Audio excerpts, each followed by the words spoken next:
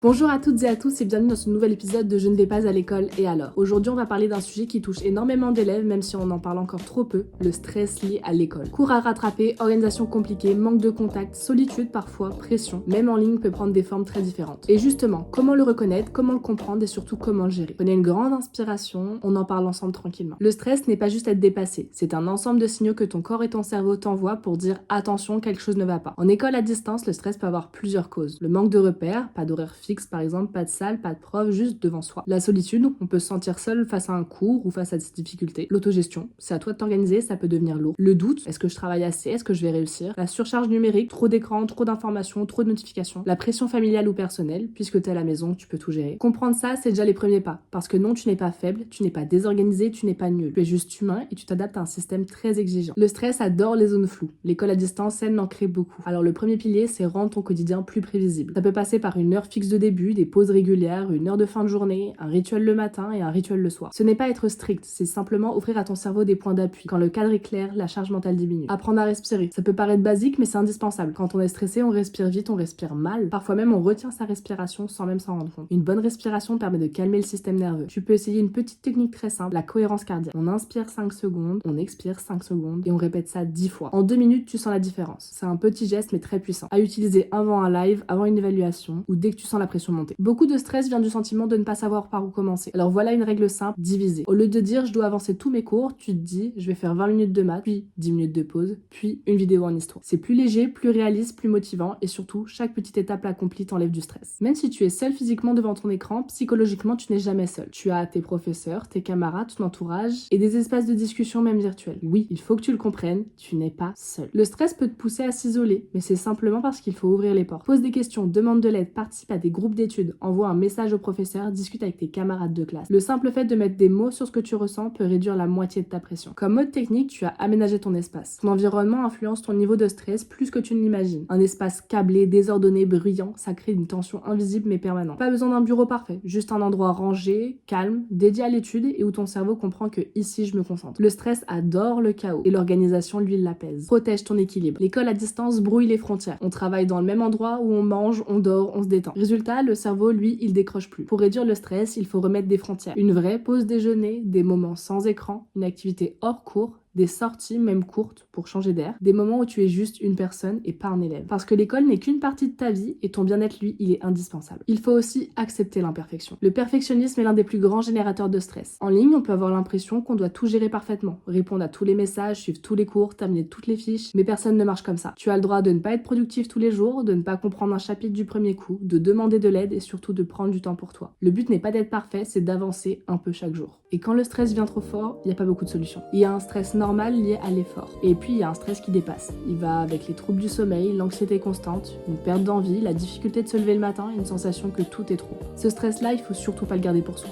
Parle-en. À un professeur, un parent, un ami, un médecin ou même un psychologue scolaire. Demander de l'aide, c'est du courage, pas un aveu de faiblesse. Gérer le stress en école à distance, ce n'est pas simple, mais c'est possible. Avec des repères, une organisation adaptée, un espace sain, du soutien et un peu de bienveillance envers toi-même. Tu peux transformer ton expérience. Tu n'es pas une machine, tu es un humain qui apprend, qui s'adapte, qui progresse et ça, c'est déjà énorme. Merci d'avoir écouté cet épisode de Je ne vais pas à l'école et alors. J'espère qu'il t'a apporté des pistes, de l'apaisement, peut-être même un peu de motivation. On se retrouve très vite pour un prochain épisode.